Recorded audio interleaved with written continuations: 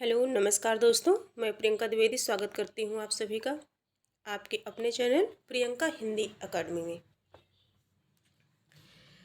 जैसा कि हम सभी RO समीक्षा अधिकारी एवं सहायक समीक्षा अधिकारी में 10 अंक सुनिश्चित करने के लिए अनेक शब्दों के लिए एक शब्द प्रकरण को टॉपिक को पढ़ रहे हैं। और इसमें जो है ये क्लास क्रम, इसका क्लास संख्या इसकी जो है 5वीं क्लास है। ठीक है, क्लास संख्या 5वीं है। इसके पहले 4 क्लासेज हो चुकी हैं और आप चाहें तो उसे देख सकते हैं और अपनी तैयारी को और मजबूत बना सकते हैं।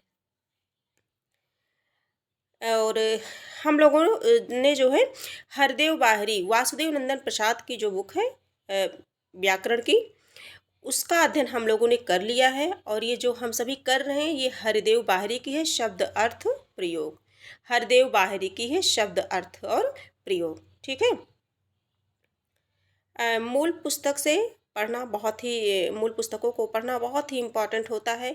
हम सभी को पर्याप्त समय मिल गया है, इसलिए हम सभी जो है गहनता से डीपली से जो है इसका अध्ययन कर रहे हैं, जिससे बाद में कोई भी समस्या ना आए और हमारे 10 के 10 अंक क्या हो जाएं, सुनिश्चित हो जाएं। तो देखते हैं इसके आगे। कल हम लोगों ने जो किया था वो ये था, आ से था, और लास्ट था आत्मा और ईश्वर से संबंध रखने वाला। आध्यात्मिक, आत्मा और ईश्वर से जो संबंध रखता है उसके लिए अगर एक शब्द पूछा जाए तो क्या है, आध्यात्मिक। ठीक है, इसके बाद था बहुत काम करते रहने वाला। इसके लिए अगर एक शब्द कहा जाए तो होगा कर्मठ। क्या होगा, कर्मठ होगा, बहुत काम करते रहने वाला। चारों युगों में से चौथा कलह का युग, कलयुग। इसके लिए एक शब्द अगर प्रयुक्त होगा तो कलयुग होगा। चारों युगों में से चौथा कलह का युग, कलयुग। फूल जो अभी खिला ना हो उसे क्या कहते हैं, कली कहते हैं। स्त्री जो कविता रचती है, कवित्री। वह पुरुष जो कविता या काव्य की रचना करता है, कवि कहलाता है ना। ये सब हम लोगों ने वासुदेव नंदन प्रसाद जी की बुक से भी पढ़ा था। तो बहुत घबराने की ज़रूरत नहीं है कि हम लोग बहुत डीपली पढ़ रहे हैं, बहुत घबराने की ज़रूरत नहीं है। क्योंकि अधिकतर वही शब्द हैं जो बार बार हम लोगों को हम लोग के सामने प्रत्यक्ष रूप से आ रहे हैं, हम लोग उसका बार बार रिवीजन कर रहे हैं।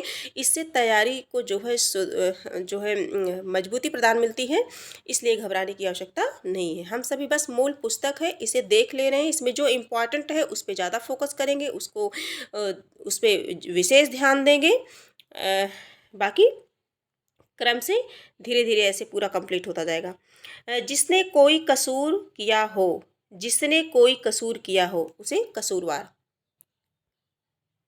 इसके बाद देखेंगे तांत्रिक, जो अपने हाथ में कपाल खोपड़ी लिए रहते हैं, कापालिक। कारागार से संबंध रखने वाला, कारागारिक, ये इंपॉर्टेंट है। कार्य करने वाला व्यक्ति, कार्यकर्ता। किन्हीं निश्चित कार्यों के निर्वाह के लिए बनाई गई समिति, कार्य समिति कहलाती है। नियम विरुद्ध या निंदनीय कार्य करने वालों की सूची, काली सूची कहलाती है।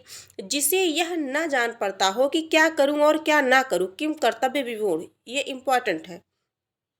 कभी कभी हो जाता है ना, जिसे नहीं जान पड़ता है कि क्या करूं या क्या ना करूं, उसके लिए किम कर्तव्य विमूढ़। आगे है वह बात जो जन साधारण में चलती आ रही है, किंवदंती। क्या कहते हैं, किंवदंती। ये दोनों इंपॉर्टेंट है। अगला है जिसकी अब कीर्ति शेष रह गई हो, कीर्ति शेष। जिस लड़की का विवाह ना हुआ हो, कुमारी। अपने ही कुल का नाश करने वाला व्यक्ति, कुलांगर। जो अच्छे या ऊंचे कुल में उत्पन्न हुआ हो, कुलीन। अच्छे या ऊंचे कुल में जो उत्पन्न हुआ हो उसके लिए एक शब्द क्या हो जाएगा, कुलीन हो जाएगा। ठीक है, जिसकी बुद्धि कुशा की नोक के समान तीखी हो, कुशाग्र बुद्धि। व्यक्ति जिसका ज्ञान अपने ही स्थान तक सीमित हो, कूप मंडूक। किए हुए उपकार को भूल जाने वाला, कृतज्ञ। किए गए उपकार को भूल जाने वाला अर्थात ना मानने वाला, है ना, कृतज्ञ। किए गए उपकार को मानने वाला, कृतज्ञ इंपॉर्टेंट है। जो अपना उद्देश्य सिद्ध होने पर संतुष्ट हो, कृतार्थ। जिसकी उत्पत्ति स्वभावगत ना हो, कृत्रिम।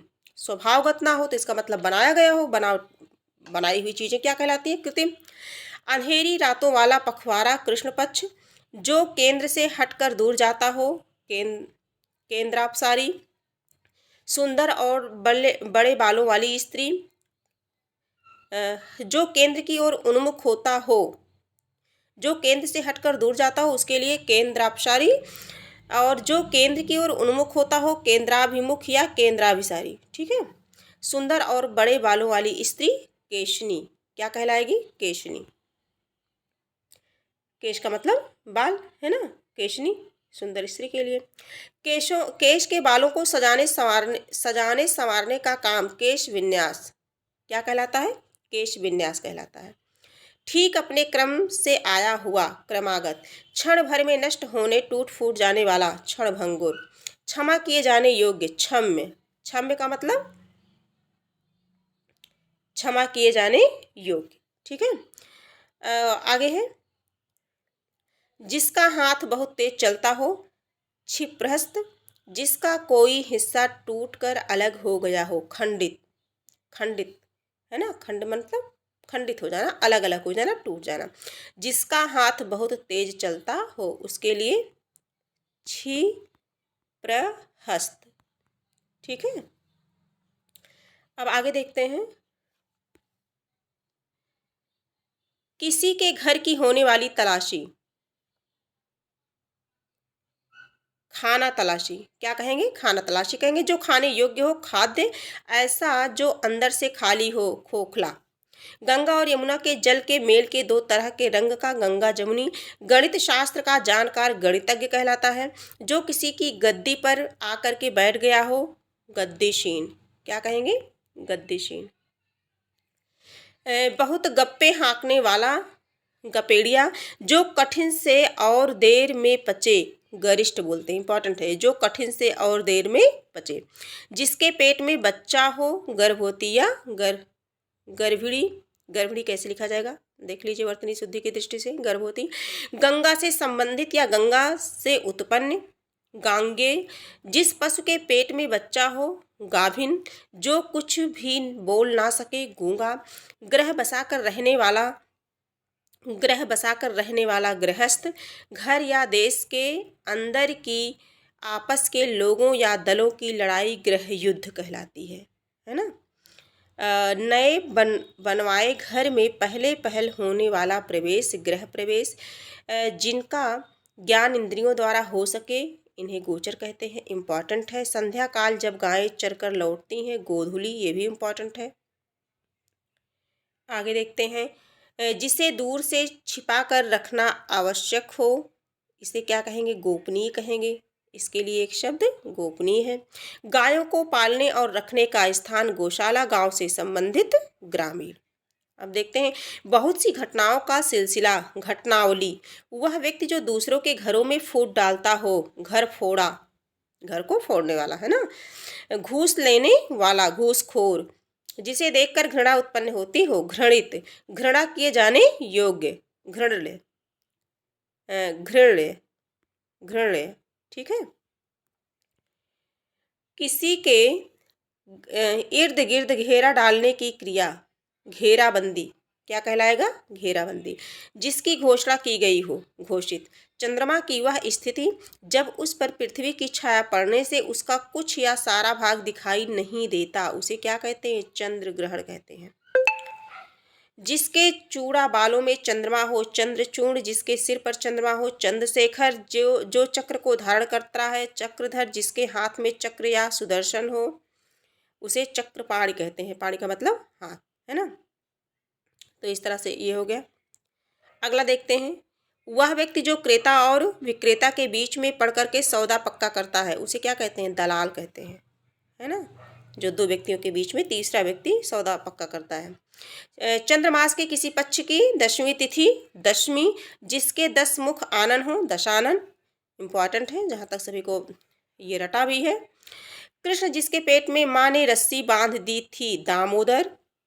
जिस पर दिनांक तारीख का अंक लगाया गया हो, दिनांकित, इम्पॉर्टेंट है। वह व्यक्ति जो अपने ऋणों को चुकता करने में असमर्थ हो गया हो, दिवालिया। वह व्यक्ति जो अपने ऋण को चुकता करने में असमर्थ हो गया हो, दिवालिया। जिसकी बाहें लंबी हों, दीर्घबाहु। दुख देने वाला, दुखद। जिसका समाधान या उपचार करना कठिन है, दुसाध्य। इम्पॉर्टेंट है दुसाध्य।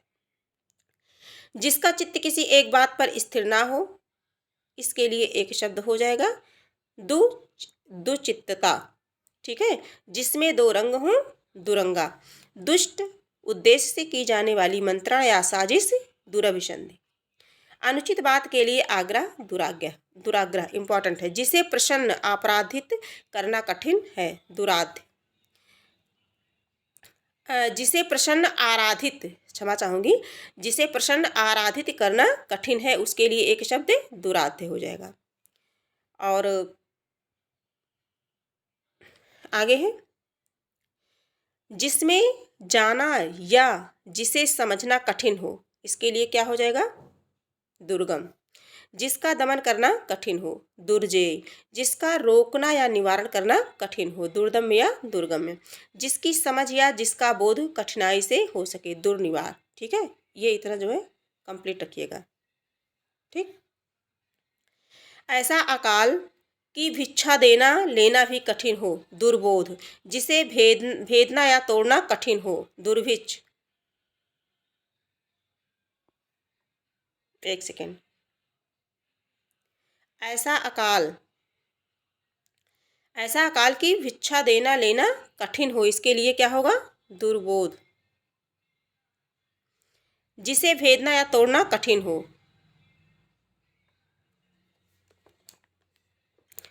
दुर्भिक्ष।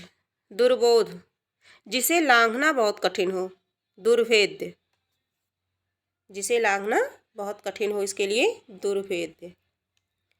ये हमारी समस्या है। ऐसा अकाल की भिक्षा देना लेना भी कठिन हो, इसके लिए हो जाएगा दुर्भिक्ष हमारी समस्या। ये थोड़ा सा डाउट है, इसे कंफर्म करके मैं बताऊंगी आप सभी को, है ना।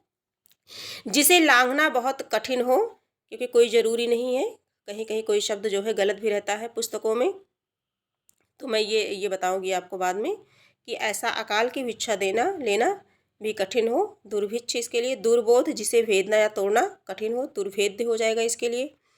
और जिसकी समझ या जिसका बोध कठिनाई से हो सके, उसके लिए दुर्बोध हो जाएगा। नहीं, सही तो है, ठीक है, हाँ सही है।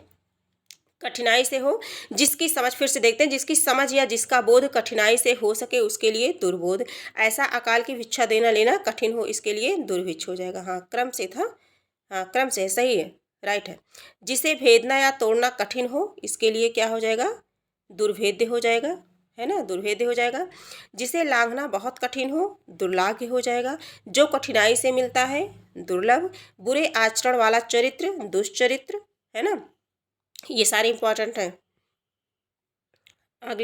अगला है, जिसका नाप करना कठिन हो, दुष्कर। इसके लिए एक शब्द क्या होगा, दुष्कर होगा। वह व्यक्ति जो दूर तक की बातों को पहले से ही सोच लेता है, दुष्परिमेय। वह जो अपनी प्रतिज्ञा पर दृढ़ रहे, दृढ़ प्रतिज्ञ हो जाएगा इसके लिए, दृढ़ प्रतिज्ञ हो जाएगा। वह व्यक्ति जो दूर तक की बातों को पहले से ही सोच लेता हो, पहले से ही दूरदर्शी हो जाएगा इसके लिए। जिसका नाप करना कठिन हो, दुष्परिमेय हो जाएगा। इसका क्या हो जाएगा, दुष्परिमेय हो जाएगा। इस तरह से अपने देश के साथ विश्वासघात करने वाला, देशद्रोही बोलेंगे इसके लिए। और पति के छोटे भाई की पत्नी जो है, देवरानी होगी। दिन का या प्रतिदिन होने वाला, दैनिक कहलाएगा। द्रुत गति से जाने वाला, द्रुतगामी कहलाएगा। राजा द्रुपद की पुत्री, राजा द्रुपद की पुत्री द्रौपदी, इसका ये हो जाएगा। चंद्रमास के किसी पक्ष की 12वीं तिथि, द्वादशी कहलाएगी। जो द्वार की रक्षा करता है, उसके लिए क्या कहलाएगा, एक शब्द द्वारपाल कहलाएगा। ठीक है, उसके लिए द्वारपाल। अगला है धनुष धारण करने वाला, धनुर्धर। धनुष धारण करने वाला के लिए एक शब्द क्या होगा, धनुर्धर होगा। ठीक है, तो इतना हम लोगों ने देखा। अब इसके आगे जो है अगली क्लास में देखते हैं, और फिर से एक नई क्लास लेके मिलेंगे। आज यहीं तक, और तब तक के लिए धन्यवाद।